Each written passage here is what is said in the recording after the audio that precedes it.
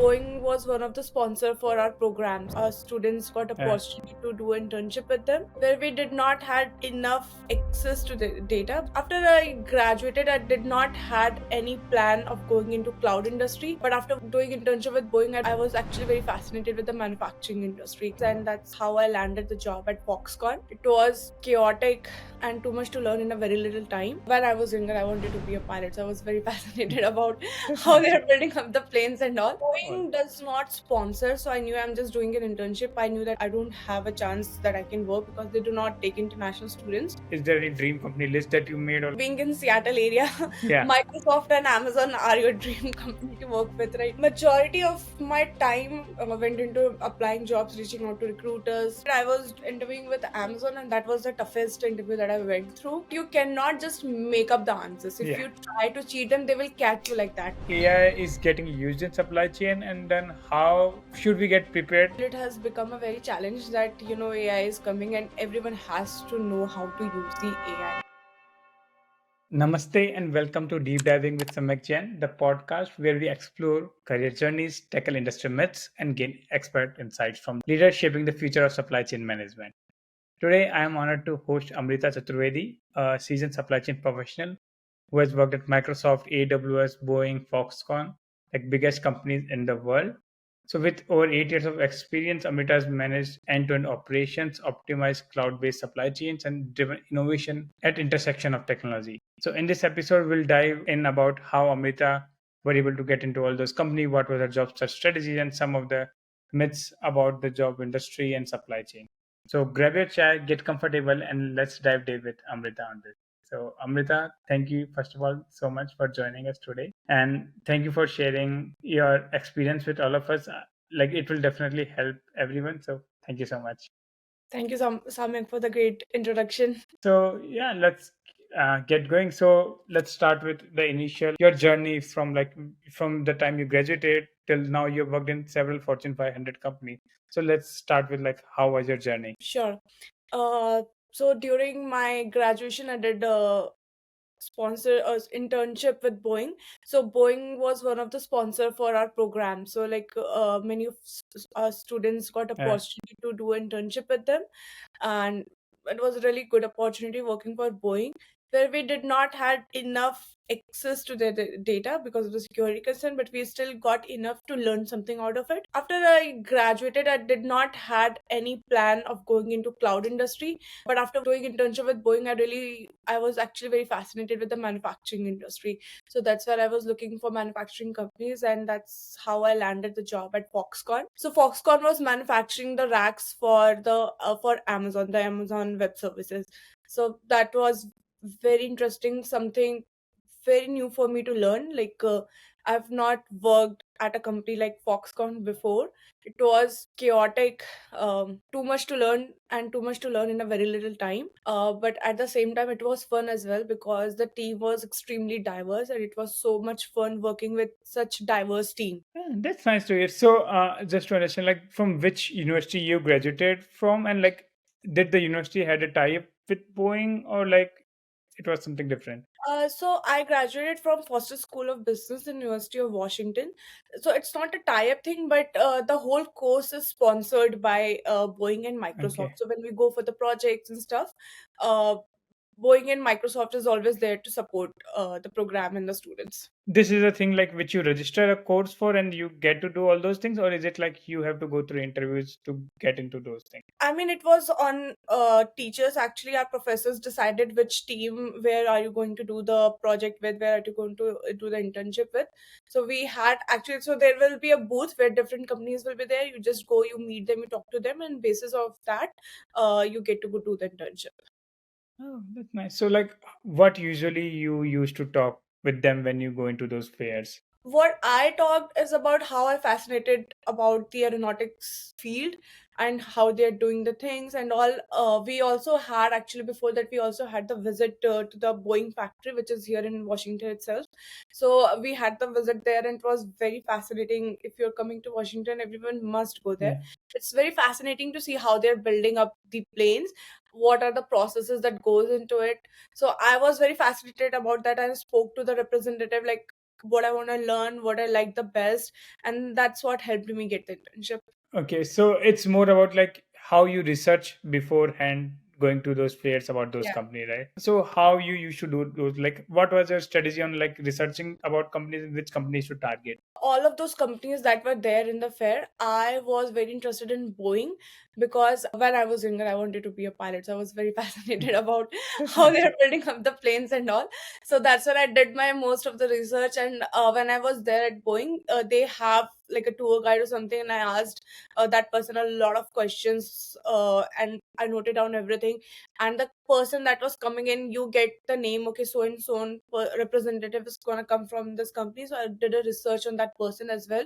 I kind of mixed those research and created a set of questions, and how am I going to show interest, and why they should give me this opportunity, how am I going to take full advantage of the opportunity, and how it will benefit me and them. So I did that whole research right up into everything, and that's how that helped me land that internship. Yeah, so like basically once you get the like the name of the person, you go to like LinkedIn and search about like what he's doing, what projects he's working on, Yeah. something like that. That's nice to hear. So the question that you used to ask, was it like general questions that most people ask, or is it more targeted questions specific to them? It was very specific to them actually, to do what they are doing and what project may. I mean, you won't get to hear what projects they are doing because Boeing is like they're very Yeah. private about things they do. So you won't know what they're doing exactly, but you can get to know the team, okay, what organization, what team, and what possibly they might be doing. So let's say it was a purchasing team, so I Okay. know, and you can find the list of vendors, like these companies have list of vendors available for the public information, so you could find list of vendors that they are working. I was interested in their processes, how they're dealing with their international versus the national vendors. So I just curated those questions specific to that person. That person was in the purchasing department. So I had all the questions related to, okay, what kind of vendors you're working, what are the KPIs, how are you doing it, what are the challenges you're facing and all. Okay, so now I understand like how you were able to get the Boeing. So what were like your day, like some rough idea of like what are your day-to-day tasks and what was those? I cannot share much, but I was working on their vendor performance. So I had to like kind of see how their vendors are performing. If they're not performing well, do we go to a different vendor, or do we work on improving the performance of that particular vendor? So I worked on that project basically. So it was during your like second, third semester, or like during what time like you were doing? Uh, During the end of my project course, actually, it was just a 1 year course towards the Yeah. end of the course. And like so after that, so now You can do on CPT, right? So after yeah. semester, so it was my fourth. Uh, Ah, okay, nice. So once you did it, so then it was your last semester basically, right? When you were doing last your quarter, Boeing. yeah. So during that time you were searching for another role, like job outside of this company, or like, and how was it all? Boeing does not sponsor, so I knew I'm just doing an internship. I knew that I don't have a chance that I can work because they do not take international students, at least for the non IT. They don't take international. So I knew, and parallelly, I was looking for jobs. I was filling out as many applications as possible. I remember I might have filled at least 500 applications at that time. I knew I'm just going to do an internship and I don't have any chances of getting this converted into a full time opportunity. So I was just doing for the sake of learning, and I was looking for the jobs parallelly. Okay, so like, was there any particular like how you used to apply to jobs, or like which job boards you used to use, or like is there any dream company list that you made, or like how you Yeah, did definitely. I those? did have a dream company. Being in Seattle area, Yeah. Microsoft and Amazon are your dream company to work with, right? So I did had that, and I applied a lot of jobs at Amazon, because Amazon was my number one company at the time. Then Microsoft. But apart from that, I searched, okay, how many companies, the supply chain companies in Seattle are not as many as you may find in West Coast, like Bay Area, or maybe in Texas. And second, not all of the supply chain companies were ready to sponsor or take international students. So being in that area, we had that limited opportunity. So I did the research on how many companies do sponsor H1B, do they take to employees on OPT or not. So I did that research. It was very limited. Like, I did not have this in mind that I have to work for a just Fortune 500 Yeah. company. I was When you graduate, you just have Yeah. to land a job. So you're Correct. open to anything. Luckily, I landed the job at Foxconn. Yeah. But yeah, at the time, I was just doing research. Okay, where I fit best and who can sponsor me. Yeah, definitely. So that's true. Like once you are like graduated, we are just looking how to get paid so that we can pay our rent and get food. Yeah. And then we think about, okay, now what's our dream company where we want to go next? So definitely that's, I think, everyone, how does they plan? So you mentioned in that you did some research on like which company sponsors H1B and all those things. So how you did that thing? So my school also helped me with that. So every time there was a job fair, they used to come up with a list of those companies, and in the site they used to tell, okay, are they willing to sponsor or not? So I already had that list. I did more research. There is a internal tool on UW, Handshake. So Oh yeah. when we use Handshake, and that also tells you whether the company is ready to sponsor or not. So that tool also helped me a lot. That's true. So, like, when you were applying for jobs, so like, how was it like day to day life? Like, how you used to maintain like your studies or like your day to day life with how you apply for job when you apply for. Majority of my time went into applying jobs, reaching out to recruiters, reaching out to hiring managers. From hiring managers and recruiters also, I got to know okay, whether they are sponsoring or not. So LinkedIn, I spend a lot of time on LinkedIn reaching out to all of these recruiters and hiring managers. If I send out requests to like 100, maybe I'll get a reply from one or two. So that Okay, was tough. But I used Indeed, I used LinkedIn, I used, like, if I have a list of company that I already know that they sponsor from alumni or some from school. So I would just directly go to their website and apply for the roles. okay. That So I would say so like three like to four hours of my days just goes into that. so like basically 3 to 4 hours into networking or 3 to 4 hour networking plus applications. I think I'll say both. Okay, as a both like 3 to 4. Yeah. Okay, so like did you used to put like straight 3 to 4 hours or it's like couple of hours in the morning and couple of hours in the night or like how you used to plan it out? Yeah.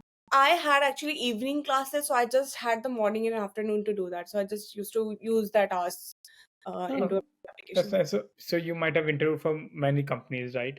So like how was, for example, interview process for Foxconn itself? Like what was the process and how you prepared for this? Preparing for Foxconn was challenging because for Microsoft and Amazon companies like Google, you can go and search, how Yeah. do they interview, right? For Foxconn, there was no such thing. It was really dependent on the interviewer, how what they're gonna ask. So I just asked the recruiter that called me, how should I prepare? And she just said it's gonna be based on specific to your resume, and there will might be some situation based questions. So you Yeah. have to have a really good knowledge of supply chain and just go through the job description and get to know like what they are actually looking for, and you should have a good knowledge about that.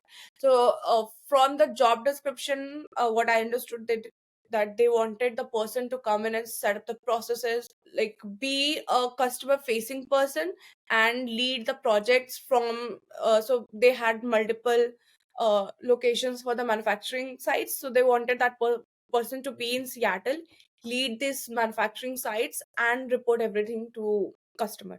So I knew that since I have to be customer facing, from my past experience, I made sure that my examples on my resume has those examples where I'm able to meet with the customer and show to the customer, work with the leadership and all.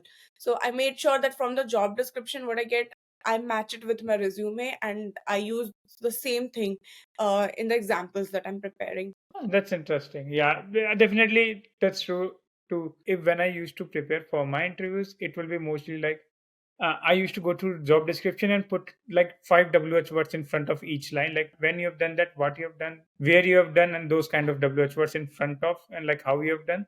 So that if you are able to answer all of those WH words in front of every job description line, I think that covers like 80% of the interview. Yeah, I think, yeah, that is also a good practice. Yeah. Yeah. So like what's the most absurd or like out of box question that has been asked to you that was like, okay, how do I answer that in the interview? Like I don't remember the question, but when I graduated, I was interviewing with Amazon, and that was the toughest interview that I went through. And I remember I was actually interviewing for L6 role, so the interview level was extremely high. I Yeah. was not prepared for that. I did not expect that much, and it was kind of like a loop. I had at least 5 to 6 interviews in a single day, and it was pre-COVID, right? So you have to go in person and you have to speak. So I was towards the end of like second or third round, I was extremely tired. I had to constantly speak for at least 5 to 6 hours, and they just had so many follow up questions Yeah. that, after a certain point, you just and sometimes even in one question they will have multiple sub questions. So one Correct. time I'll start answering the first question. While I'm answering, I just forget what was the second part, what was the third part. And since I was just freshly graduate, I was so nervous that I just sometimes I just used to forget to ask them, okay, what was the second part. So sometimes I just missed the second part. So I think That's true. Amazon interview was the toughest for me. Oh yeah, I think definitely because I gave an Amazon interview too, but definitely like how they drill down on each questions, like they just have like three questions. They just ask three questions in an hour, and like they are going to ask like three to four sub questions for each question they have asked. Yeah. So yeah, that's definitely true. So let's talk about like honesty in interviews, right? Because that's something that many people have like questions about. Like, should we like really be themselves, like what we have actually done, or like is it more about telling recruiters what they want to hear? I mean, I don't know. I think it maybe depends person to person. If you don't think you have, like as you said, go through a job description. With companies like Amazon, you have leadership principle. If you can prepare honestly as many questions, like I knew I have 5 rounds, so each recruiter might ask maybe two leadership principles. So I made sure that whatever leadership principles they had, I have examples for each and every one, at least two examples for each and every leadership principle. Maybe some people might not have that much experience to come up with so many examples. So I think using your projects and something would be great, but you cannot just make up the answers. If Yeah, you try to cheat them, they will catch you like that. So I think correct. you have to be smart about it, you have to be honest about it, and if you want to like add on few things that you don't know, that you might not have done, and if you want to add, maybe it's better to do a research and learn about it, and then you should know how to add extra stuff into your example. Otherwise the interviewers are very smart, they'll be able to catch it, and that will leave a very bad impression. So it's better to be honest, and if you want to add something, just be smart about it, and you should know how and where to add it. That's definitely true. I think yeah, honesty is like basically the base. Like you should be honest of what you have done. You can't make up and like an example out of like you haven't done. I think most people what they can do is like tweak a bit in this Yeah. in those examples according to what they're doing. But definitely like you can't just make a new example out of it and think Yeah. like you won't get caught. So that's And in definitely a company like Amazon, they appreciate the honesty also. So if you don't know something, if you are upfront about it, okay, I don't know, they will change the questions. They are not going to drill you down on that. They will change the question, and they'll appreciate the honesty as well. yeah, that's true. Sometimes, yeah, we think about how to answer it, but sometimes it's okay to say like, "Hey, I don't know answer to it." So definitely, yeah. Thanks for sharing that. I think because most of the people think, do we really need to give answer to all the questions? Like, if we don't know something, or we can say no. So yeah, that's a very good thing to let them know. Like, it's okay because if big companies like Amazon are okay with it, like it means it should be good. Yeah. So, like my next question is related to like should student should focus more on like networking certifications or LinkedIn optimization, or these are just like busy work or like jargon that you should more be preparing for like make your resume good, not focus on networking or LinkedIn that much. I mean, I'm not sure about the certification because honestly, no one really looks at the certifications, right? But LinkedIn and networking, I would say, is like, I think it's very useful if you are able to like send requests or send a small note, because I know a lot of people have reached out to me and I didn't know them, they were just students, but I was able to refer them because they reached out to me. They said, okay, why they are so good fit for so and so. uh, I think it's not a bad idea to invest some time into on LinkedIn and networking. But maybe you should know, maybe before networking you maybe research about the person a little bit, so that you're not just going and asking you, because I have received a lot of upfront messages. Hey, just can you refer me, like could you Yeah. please give me some background or something like, I Yeah. don't know, at least give me some background, or just say hello and then ask for a referral. So I think when you're networking also, you should be like very Concise. respectful also to other person. Like, okay, if you don't know, then just give a little, you know, something Get about time. yourself or something, and then get to know each other, and then ask for a referral, maybe how they can help you also. Yeah. So I think investing in networking would be really good. I think yeah, that's definitely true because like some I don't know like if you also get sometimes, but I get like, hey, do you have any roles open in your company and can you refer me for that? Like it's very weird.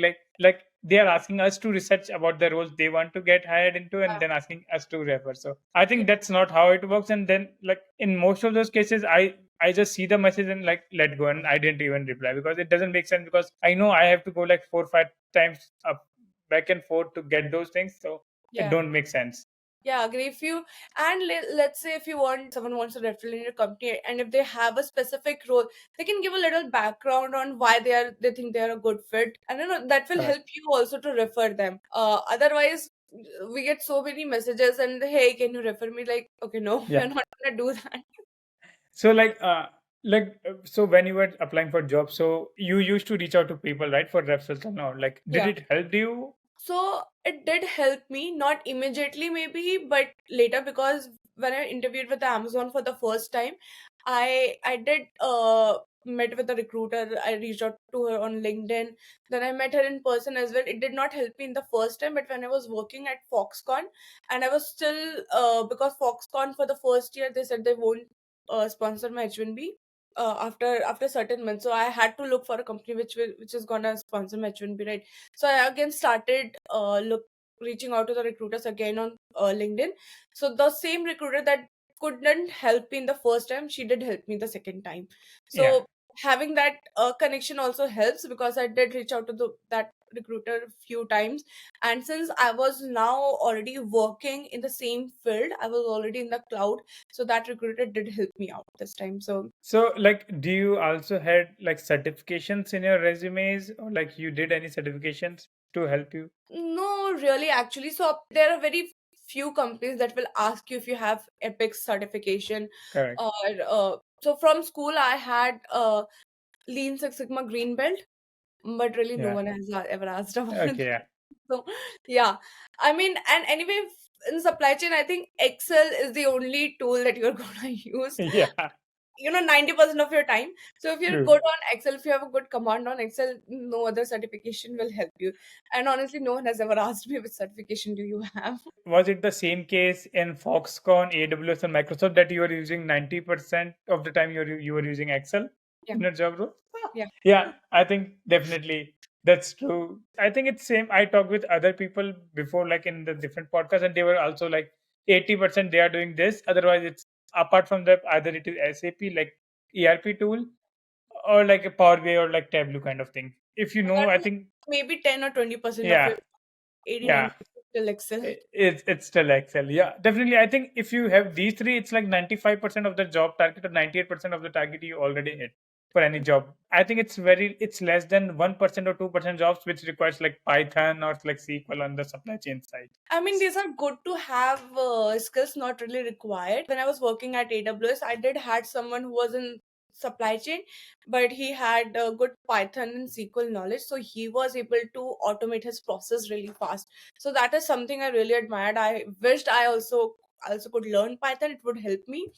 And that person was really really valued also in the organization. So Yeah. it's a good to have skill. If you have, you will be valued.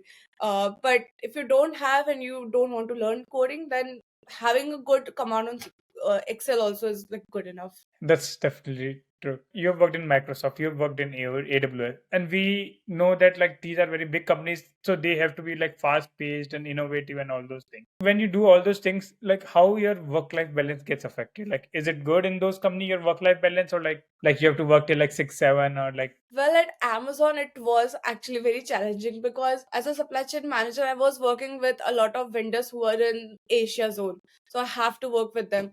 There was no timing as such, especially with COVID, because I joined Amazon in COVID. There was no such thing as a timing. I think that still applies in Amazon. Everyone knows that Amazon works like Yeah, a startup culture. So you yeah, just you have a work, it's your project. Your project is your baby. You have to take care of it. yeah, How you do it, it's totally up to you. Let's say if you have two projects on your name, right?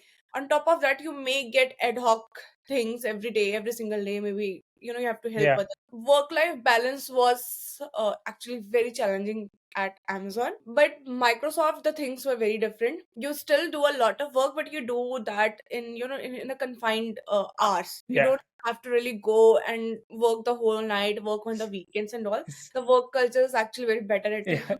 So Microsoft. I can say like you used to work like more than like 40, like 50 hours something every week in Amazon, but it's not the same. Like you work that 40 hours and you get the work done in that 40 hours in Microsoft. Yeah, yeah, And that's nice. So now, like as people are hearing a lot about AI and like it becomes a buzzword, right? yeah. So people are now skeptical, like how it's going to change supply chain. So how do you see like AI is getting used in supply chain, and then how should we get prepared? Like where like people who are looking for job, how they should get prepared to be successful with AI and supply chain. I think not for supply chain, but for any other field, it has become a very challenge that AI is coming and everyone has to know how to use the AI. So I'm not sure how much time it's gonna take for AI to completely take over our jobs. But for now, I think if you can learn how to use the AI for in your job, because every company, whether being Amazon or Microsoft, they all are asking us to use AI, to use their own AI platform and see how it's working and all. So I think it's very useful, and sometimes actually it's very useful. For some of my meetings, I just ask the co-pilot to kind of create a table, create the presentation, help me create the presentation. So I think it's you should know how to use it for your work. Use it in a very subtle way that it doesn't show that you did not do it. Yeah, AI is doing everything. But yeah, I think it will be very helpful to show that skill that you can work with AI. You can use those AI skills and you kind of like advance your work. I remember I used AI to kind of automate some of my smaller processes, which usually I have to go to like BI team, ask them for their time for their project. But okay. for the smaller things, I was able to use the AI and kind of automate those Excel files.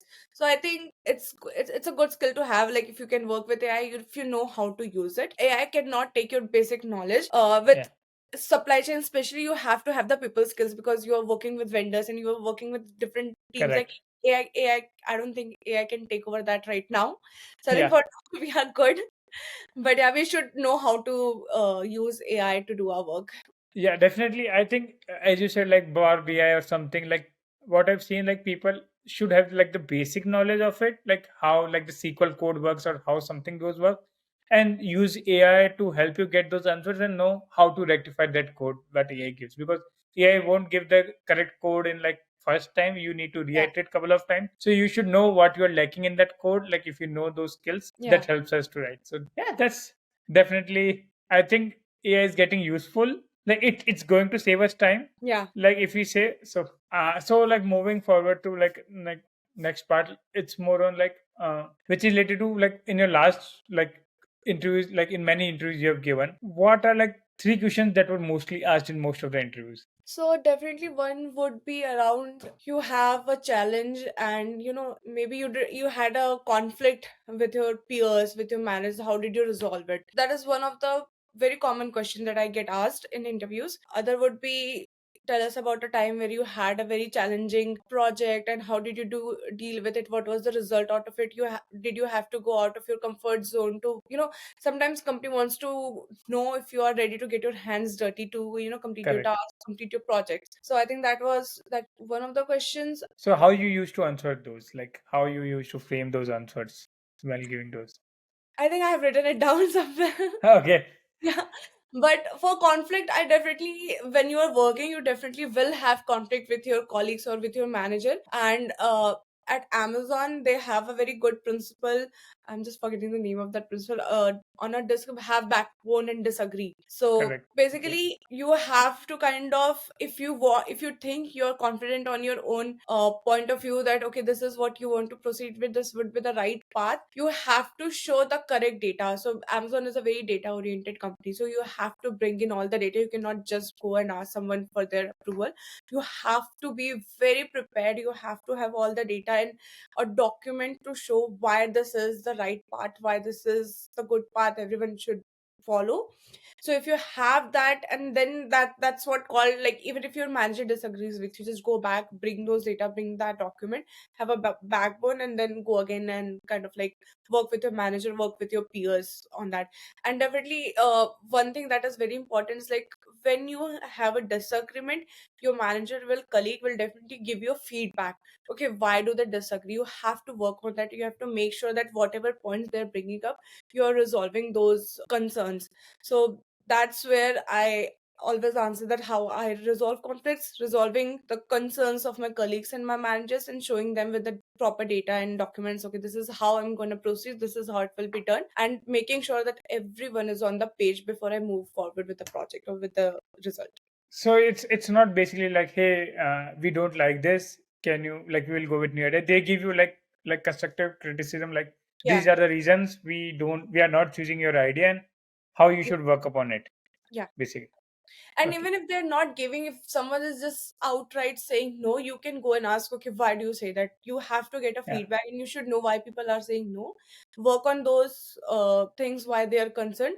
And I think that would be the best way to resolve conflict and make everyone happy and bring on same page. Yeah. So like it's basically like always ask questions like why, what, when, like all those kind of things to Yeah. get clarity on your answer. Yeah, and I think sometimes people don't ask questions. I think this might be a stupid question that might be, what might not be a question that I want to ask in a meeting setup. There might be leadership and everything. That's fine. If you don't want to do that, you can have a separate one-on-one with your colleague or with your manager. And but it's really important to understand what their concerns are and how can you work on it. Like people tend to have like this type of like questions in their mind, like for example, if anyone who is coming from new to US, so they always have confusion like how much like a good college degree matters in getting a job. Getting good college degree from like a top tier college like Ivy Leagues, Columbia and Duke kind of helps more, or like having those problem solving skills and those skill sets helps you get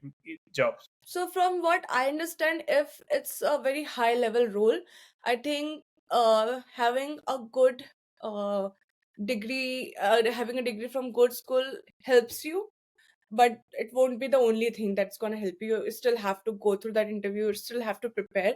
uh, but since I studied from Foster has two programs, MBA and for the supply chain. For, let's say, for supply chain, we were starting from level, I'm just taking Amazon's level, level 4, level 5, level 6, depending on your experience.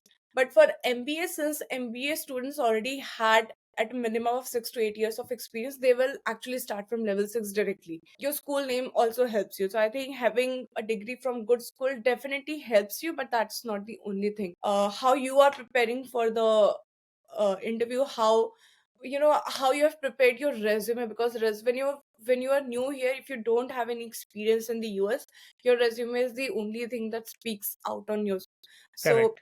having that resume and understanding, making sure the keywords are there from the job description, I think that is one of the thing we Indians do. That, like, we will write everything we have done in life. We Yeah. will add all the certification, all the skills we have. It might not be Yeah. relevant, but I think it's important to kind of change your resume, edit your resume based on the job description, and making sure that you're prepared to give the interview.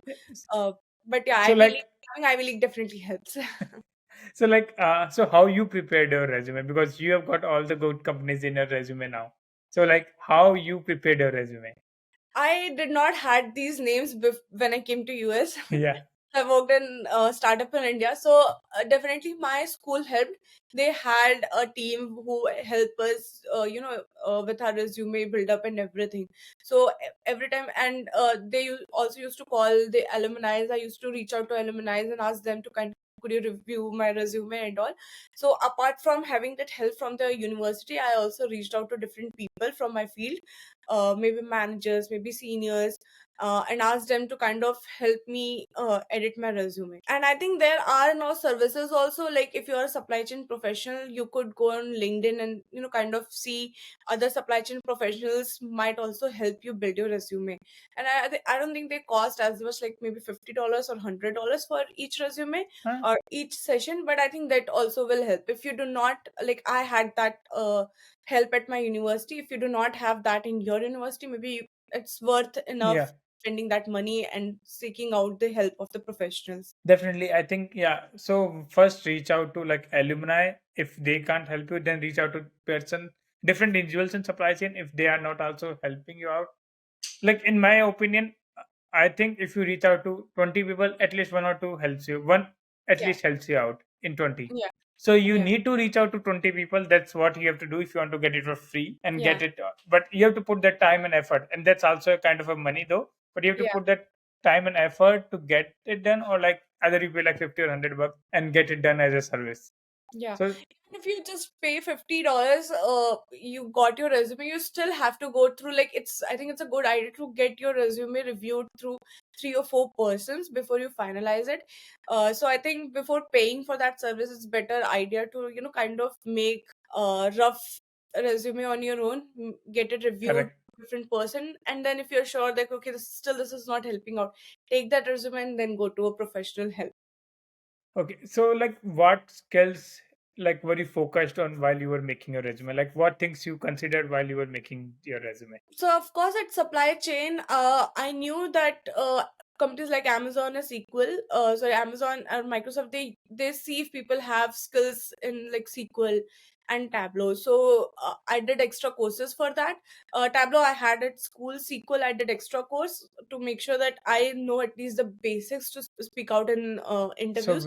which course did you did in SQL? Like Just the basics of SQL. I just went through YouTube. Like I did not buy it. okay, I just went through okay, YouTube basics of SQL just to know that if they do ask, I can at least say that I have not worked on it, but I know how yeah, to use it. Right. okay, Uh, so that is how I prepared. Like for my resume, for each job or for each company specific, I make sure to understand like what technologies they are using, and how I can add that in my resume, and what okay, skills that they're using. So you can reach out to, like, let's say for Amazon, I did had some seniors in Amazon, did reach out to them. I got my resume reviewed by them and asked them, okay, what should I add, what should I not. So they definitely want a very trimmed resume, 1 page resume. Like I had like a 2 page long resume. They okay. said this is not enough, no one is going to read it, so you have to have a small pointers, and a 1 page resume should say it all. Yeah, that was very helpful, and my seniors and my school was able to help me with that. So like many people receive like multiple suggestions, right? From different people, you will receive different suggestions to include in your resume. So how you used to identify like this one is good for me and this one I'm not going to do it? So it really depends who is giving me The suggestion, feedback. right? Let's say if it's from my university, like the university recruiters told me to kind of edit like so and so. And if I'm going to an Amazon employee and I'm saying I'm interested in working at Amazon, could you review my resume? And if that employer says that this is what you should edit, I'm gonna listen to the Amazon employee, because they know what's going on inside, and Yeah. kind of what worked for them. So in that case, I'm gonna listen to the Amazon employee and I will change my resume accordingly. And it happens like you have a generic resume, and then employer of each company will tell you different things. So I will just tweak my resume, and I will just write it for Amazon, for Microsoft. I did had resume for different companies for different roles. So I would tweak those resumes and have different resumes for each kind of roles. So like what's the most useless advice you have received or what's the best advice you have received in a career? Useless, I don't know if I have received any useless advice. I think useless advice would be to just apply for thousands of applications blindly. I think that doesn't help. Like you have to be Okay. very strategic about how you're going to apply, because when I started, I applied for at least 100 roles in Amazon, 100 roles in Microsoft. Nothing landed me, because it just goes in, it feels like it just goes into a black hole. And I did that even before, like kind of finalizing my resume, because I was just so eager that I just have to apply, apply, apply. Yeah. I just had a basic resume and I just started applying blindly. Yeah, I just have to apply.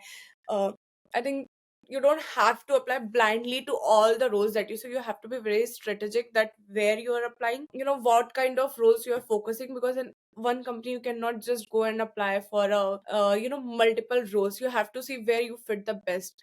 And with companies like Amazon and Microsoft, with Microsoft especially, I would say having a referral helps a lot because they receive so many applications right now. Within a week, they might receive 1,000 applications. So a manager does not have a time to go through so correct. many applications, right? But if you have a referral, if you have a friend who can reach out to the manager and just write a small write up that why you're a good fit, or if you can reach out to that manager on LinkedIn and share why you're a good fit, I think that will be more helpful than just blindly apply on their website. So, like as you mentioned, like you used to apply like before, like with your half-made resume to the job. So, like how much time did it took you to write, like initial draft to final draft of the resume? I think took me maybe 3 months.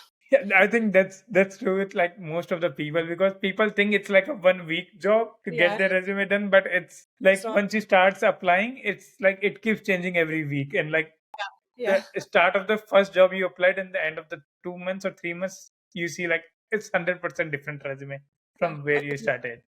completely.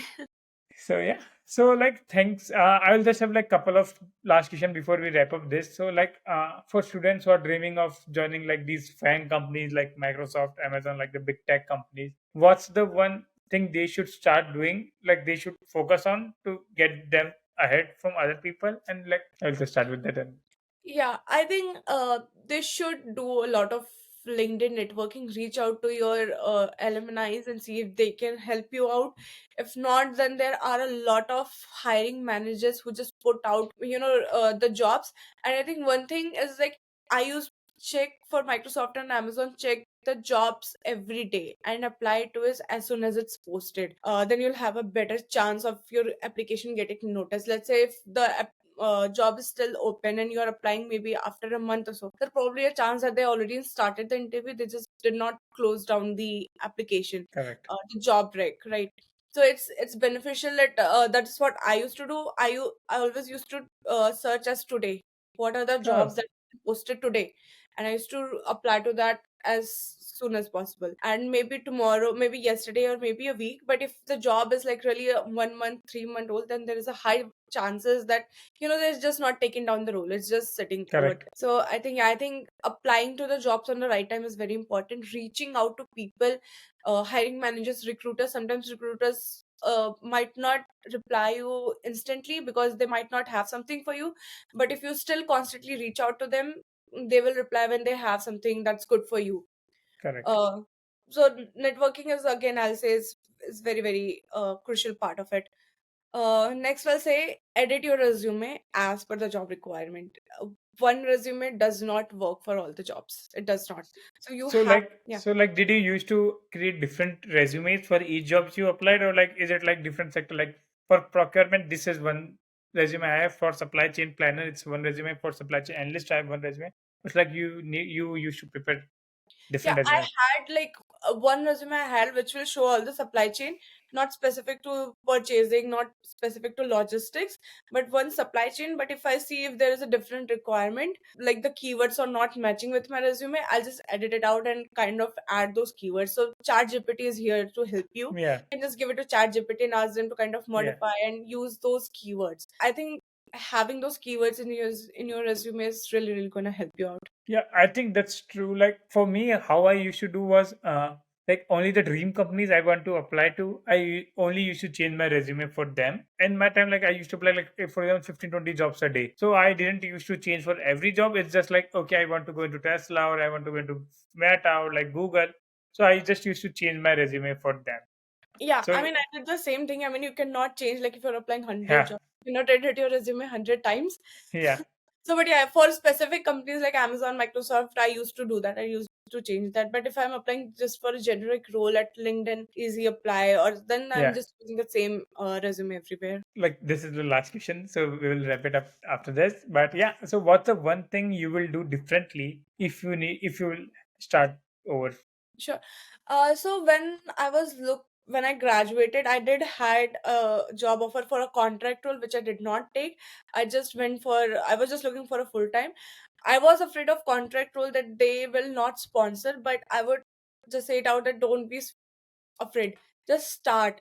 Like I could have started earlier than Foxconn, but I just did not take the contract role. Okay. And sometimes contract roles do end up as a full time, and even if they don't, you still, like, let's say you graduated in May or June, till February, before February you have few months of experience, right? And once you enter into a corporate world, then you start applying, then it's a different game for you. You're not starting from fresh. So don't be scared of joining any company. Don't be just scared that I have to, just join the FANG, just top 10 companies or something. Like, just start from anywhere, whatever you get, and from there on you can up your game. But just Yeah. start. Don't be scared of applying anywhere. Don't be scared of starting from any job that you get. And I think that's true too, because like once we have a job with us and we get those paychecks on a timely basis, it keeps like a relaxing mind. Like it helps us be relaxed on the back of our mind, and that definitely helps us in during the interview process. Like we are not that much worried like we will get this job or not.